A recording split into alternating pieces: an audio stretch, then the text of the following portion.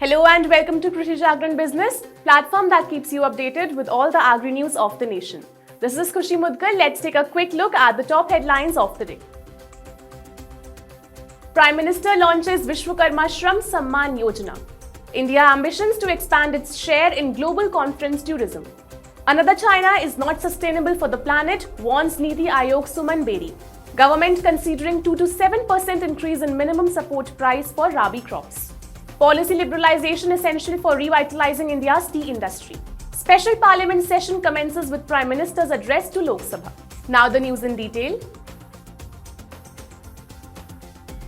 The Vishwakarma Shram Samman Yojana is a financial assistance program in Uttar Pradesh that provides support to traditional artisans and craftsmen such as weavers, tailors, basket makers, barbers, goldsmiths and more to help them establish small-scale industries. Funded by the state government, the scheme aims to create jobs for over 15,000 individuals annually, with funds deposited directly into beneficiaries' bank accounts. Eligible applicants must have a linked bank account and Aadhaar card.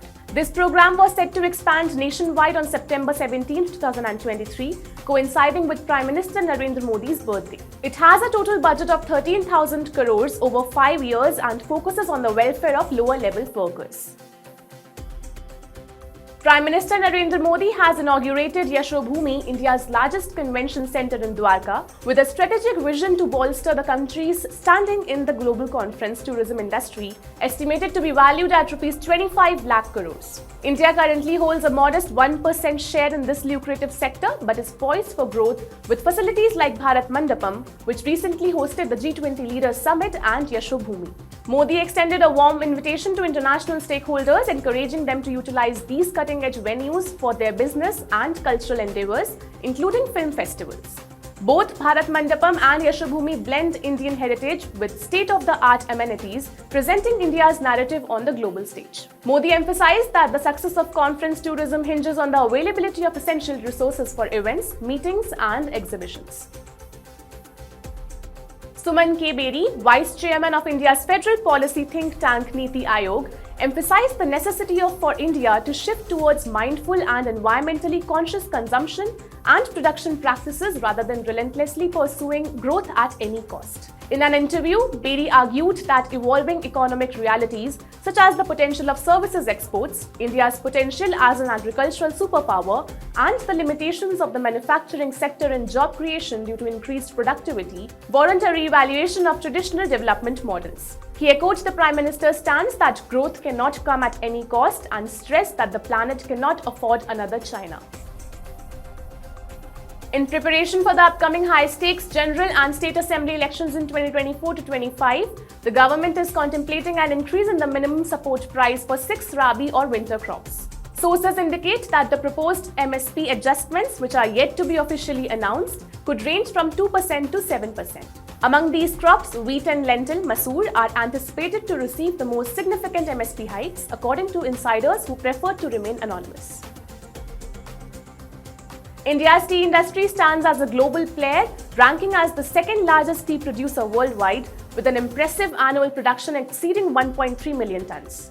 Additionally, it holds the distinction of being the third largest tea exporter, contributing substantially to the nation's economy with annual earnings of approximately $1 billion from international trade.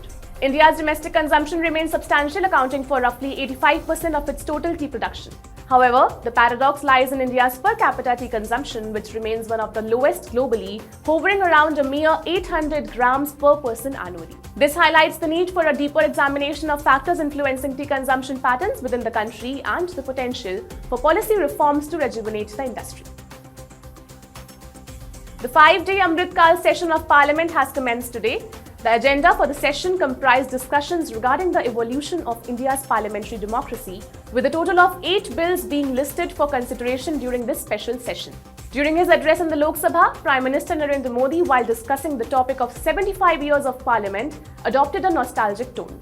He reminisced about the first occasion when he had entered the Parliament building and mentioned that he paid respects before entering the building. The Prime Minister also touched upon the achievements of the Chandrayaan-3 mission and the G20 summit. That's all for today's news. We'll be back with some more news updates tomorrow. Registrations for the MFOI Awards 2023 organized by Krishi Jagran have started. Please check out the description box to register. For more updates on agri news, stay tuned with Krishi Jagran Business. This is Krishi signing off.